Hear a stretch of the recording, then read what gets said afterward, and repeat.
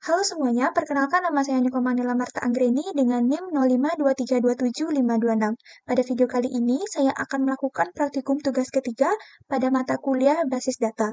Pada video kali ini, diperintahkan untuk melakukan praktikum terkait transaksi dan juga melakukan praktikum basis data terdistribusi. Pertama-tama, untuk melakukan praktikumnya, di sini saya akan membuka aplikasi XAMPP Control Panel, kemudian mengaktifkan modul Apache dan juga modul MySQL. Jika sudah aktif, di sini saya dilanjutkan dengan klik tombol admin, sehingga dapat terhubung ke dalam PHP MyAdmin. Pertama, kita akan membuat transaksi terlebih dahulu, di mana transaksi ini digunakan untuk memastikan integritas data dan keandalan pada sistem yang dibuat, meskipun terjadi kegagalan sistem atau multi-user akses secara bersamaan. Pada transaksi biasanya diawali dengan perintah begin dan diakhiri dengan perintah end. Untuk membuat transaksi, di sini saya menggunakan database rumah sakit yang mana sudah dibuat pada tugas 2 sebelumnya. Pada transaksi, pertama saya akan melakukan commit terlebih dahulu, di mana commit sendiri merupakan perintah yang menandakan bahwa transaksi telah selesai dilaksanakan dan terjadi perubahan pada data. Untuk membuat commit, pertama kita akan membuat routines terlebih dahulu. Di sini saya akan klik menu routines, kemudian create new routine. Pertama saya akan memberikan nama routines yaitu transaksi 1. Seperti ini. Kemudian kita drop parameternya terlebih dahulu.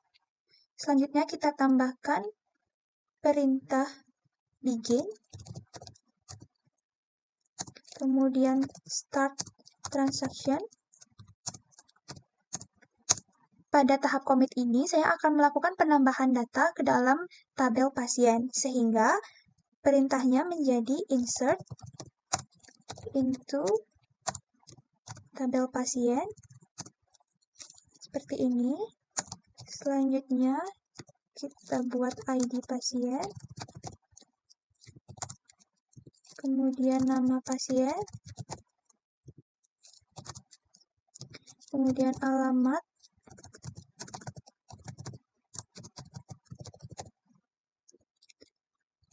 dan jenis kelamin. Seperti ini. Kemudian tambahkan value-nya. Karena saya telah menambahkan 2 data ke dalam tabel pasien, maka ID selanjutnya yaitu 3. Kemudian nama pasien kita buat sebagai Hana. Alamatnya misalnya Jalan Mawar nomor 20.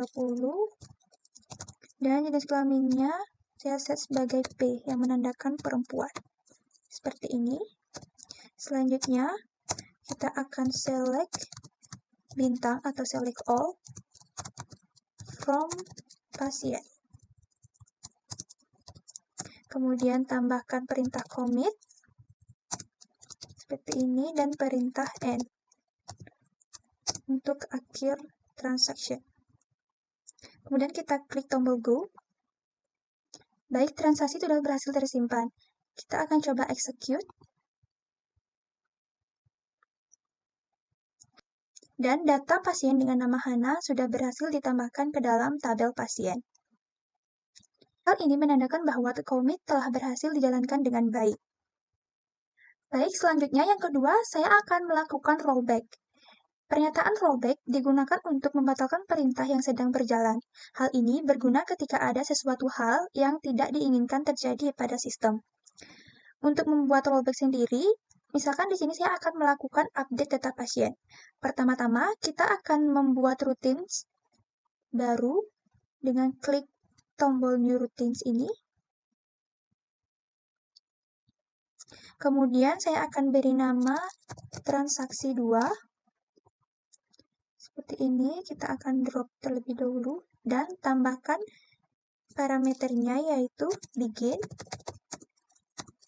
Kemudian start transaction. Kemudian di sini karena saya akan melakukan update kepada data pasien, maka perintahnya yaitu update tabel pasien, di mana set nama pasien kita ubah menjadi Yula, misalkan, di mana ID pasien sama dengan 3. Seperti ini. Kemudian kita tambahkan pernyataan rollback seperti ini, kemudian kita commit,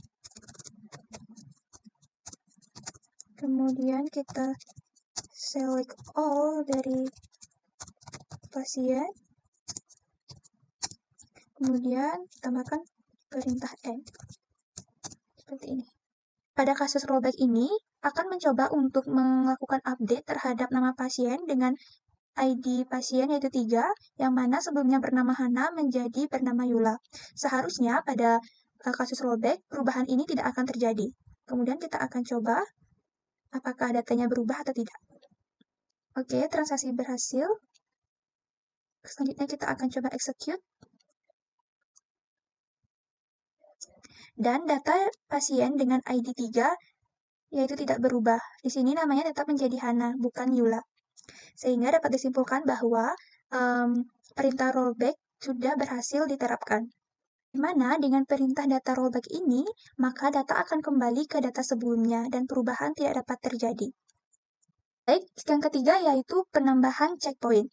Checkpoint ini merupakan tempat titik di mana proses terakhir disimpan. Untuk membuat checkpoint ini, saya akan melakukan 3 kali penginputan data, yang mana proses pertama, penginputan data yang pertama akan diberikan checkpoint, kemudian penginputan data yang kedua akan dilakukan rollback ke checkpoint yang telah dibuat sebelumnya, dan yang ketiga yaitu penginputan data dengan menambahkan commit, sehingga data dapat tersimpan. Untuk membuat checkpointnya, pertama kita akan membuat routines-nya terlebih dahulu. Di sini saya akan buat namanya yaitu transaksi 3. Ini, kemudian kita akan drop dulu parameternya. Di sini kita akan menambahkan parameternya dengan perintah begin. Seperti ini, kemudian start transaction. Kemudian, yang pertama kita akan melakukan insert data pasien. Kemudian kita akan menambahkan perintah untuk save point-nya. Save point kita buatkan sebagai point 1, seperti ini. Selanjutnya kita akan melakukan insert data lagi. Ini kita ubah ID-nya menjadi 5. Kemudian namanya menjadi aja. Alamatnya misalkan nomor 21. Dan ini kelaminnya laki-laki. Pada penambahan data ini, saya akan lakukan rollback to save point 1 seperti ini, sehingga data akan kembali ke save point sebelumnya, yaitu yang ini. Selanjutnya, penambahan data yang ketiga. Ini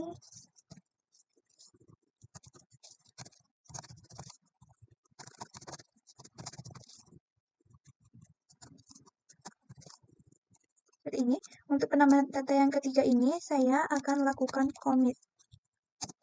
Seperti ini. Kemudian kita akan select all dari data pasien.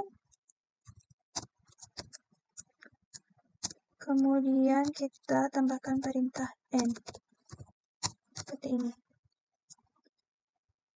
Pada perintah ini, seharusnya data yang tersimpan hanya data pada pasien dengan nama Hini dan juga data pasien dengan nama Rara, karena pada data pasien dengan nama Haja ini dilakukan rollback dan data tidak akan tersimpan. Kemudian kita akan coba jalankan. Transaksi telah berhasil dibuat, kemudian kita akan execute transaksi ketiga. Maka data yang tersimpan yaitu data pasien dengan nama Hini dan data pasien dengan nama Rara. Hal ini sudah sesuai dengan perintah yang diberikan pada rutin transaksi 3. Baik, selanjutnya yang keempat yaitu penambahan trigger. Trigger ini merupakan sebuah perintah atau event yang dapat memicu perubahan sebuah basis data. Untuk melakukan trigger, pertama kita akan menambahkan dua buah tabel baru, yaitu tabel obat dan juga tabel transaksi obat, yang mana sesuai dengan panduan yang diberikan. Untuk membuat tabelnya, di sini saya akan menggunakan menu SQL.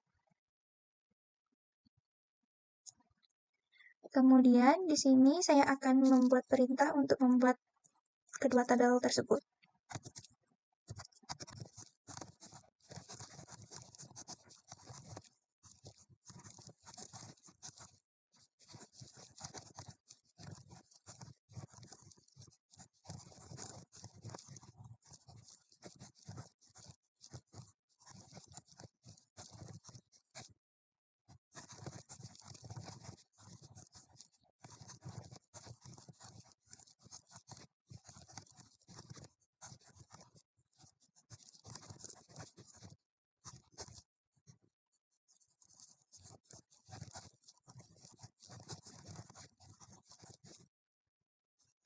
Perintahnya seperti ini, kemudian kita akan klik Go.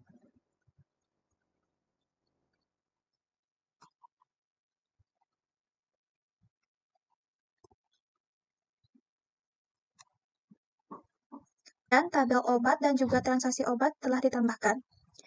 Kemudian, kita akan membuat relasi. Pertama, kita akan menambahkan indeks pada tabel transaksi obat terlebih dahulu.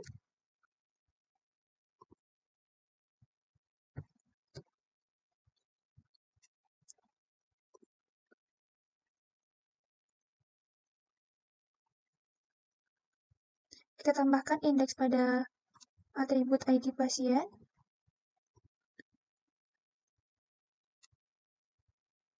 Dan juga menambahkan indeks pada atribut ID obat.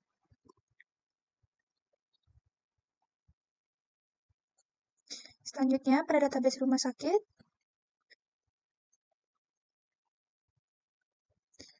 kita akan menambahkan relasi pada menu designer.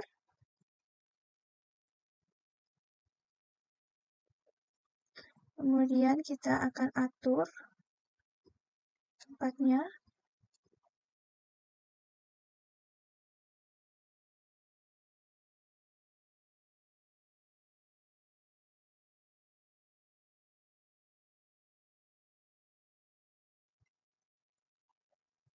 Selanjutnya kita akan menambahkan relasinya. Pertama, kita akan memilih ID pasien sebagai reference key, kemudian ID pasien di tabel transaksi obat sebagai foreign key. Kita buat cascade. Kemudian kita juga akan menambahkan relasi pada ID obat, kemudian foreign key-nya yaitu ID obat pada tabel transaksi obat. Cascade, cascade. Hingga tabel relasinya menjadi seperti ini. Setelah ini, saya akan mencoba untuk membuat sebuah trigger dengan contoh kasus misalkan seorang pasien ingin membeli obat amoxicillin sebanyak 5 buah. Maka ketika atribut jumlah pada tabel transaksi obat ini diinputkan data, secara otomatis maka stok dari tabel obat juga akan berkurang sebanyak data yang diinput pada atribut jumlah. Baik, langsung saja untuk prakteknya. Pertama, saya akan coba untuk menambahkan data obat terlebih dahulu.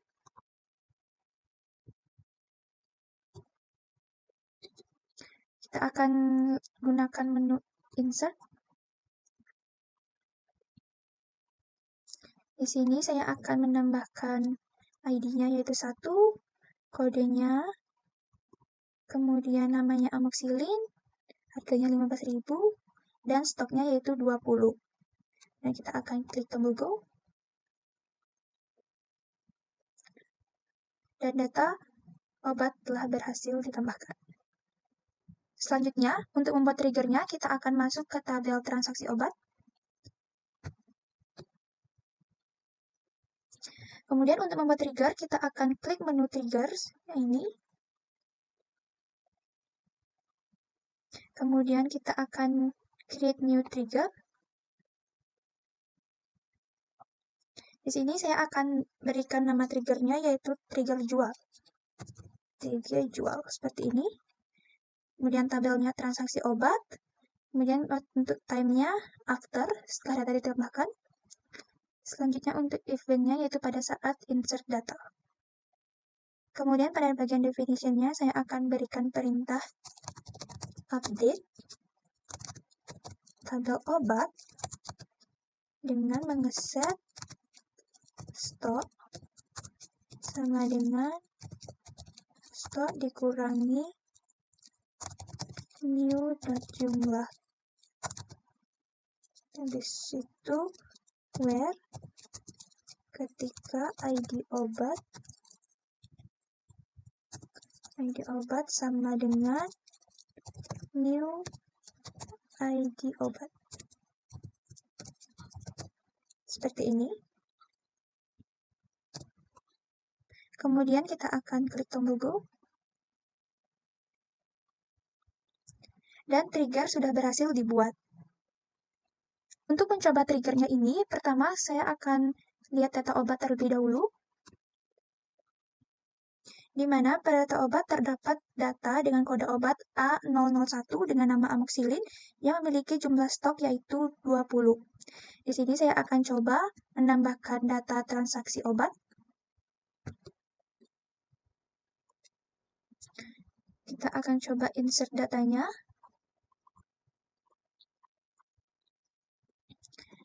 Sini ID-nya 1, pasiennya saya buat sebagai Rara, kemudian ID obatnya A001 dengan jumlah misalkan 5.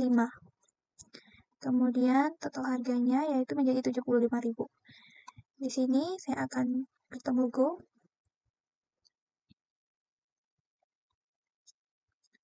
Dan data berhasil ditambahkan. Kemudian selanjutnya kita akan cek pada tabel obat. Pada tabel obat, di sini dapat dilihat bahwa data dengan kode obat A001 yang bernama amoxicillin yang sebelumnya memiliki jumlah stok yaitu 20, sekarang menjadi 15. Hal ini dikarenakan kita telah menambahkan data dalam tabel transaksi obat sebanyak 5 buah obat, sehingga stok akhirnya akan menjadi 15. Baik, itulah praktikum dari pembuatan transaksi. Selanjutnya yaitu melakukan praktikum basis data terdistribusi. Pada praktikum ini saya menggunakan device yang berbeda karena ada suatu keterbatasan, sehingga tampilannya sedikit berbeda. Baik, pada praktikum ini, saya menggunakan VirtualBox untuk virtualisasi sistem Ubuntu. Pertama, saya akan menghubungkan sistem operasi Windows dengan sistem operasi Ubuntu dan menjalankan phpMyAdmin pada sistem operasi Ubuntu. Langsung saja pada praktiknya.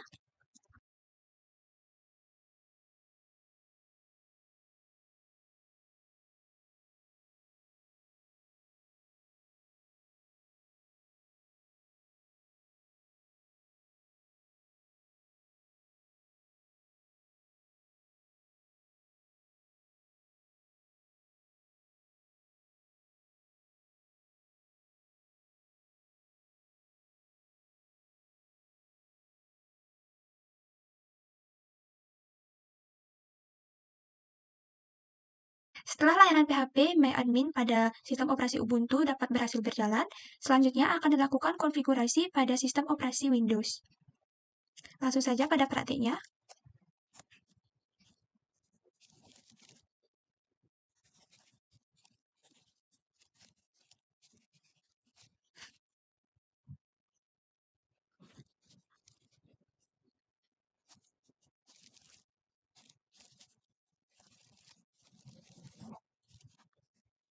Baik, setelah melakukan konfigurasi terhadap kedua sistem operasi, selanjutnya akan dilakukan penerapan replikasi database, di mana saya akan melakukan ekspor dan import data.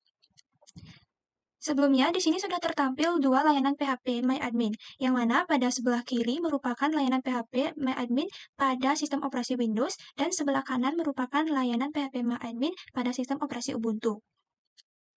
Untuk melakukan replikasinya, di sini saya akan melakukan ekspor database rumah sakit pada sistem operasi Windows dan melakukan import database rumah sakit pada sistem operasi Ubuntu. Langsung saja pada praktiknya.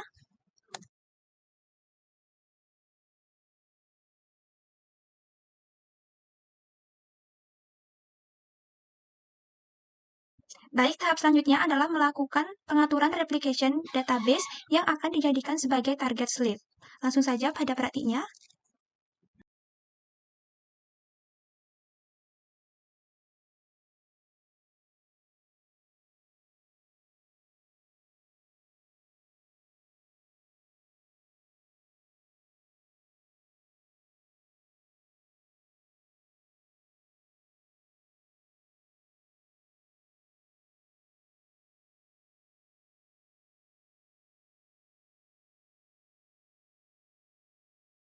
Baik, pada tahap terakhir yaitu melakukan pengujian. Untuk melakukan pengujian ini, saya akan mencoba untuk melakukan pengeditan data pada tabel pasien yang ada pada database rumah sakit dalam sistem operasi Windows, dan nantinya kita akan lihat apakah data yang ada pada sistem operasi Ubuntu juga ikut berubah secara otomatis. Langsung saja pada praktiknya.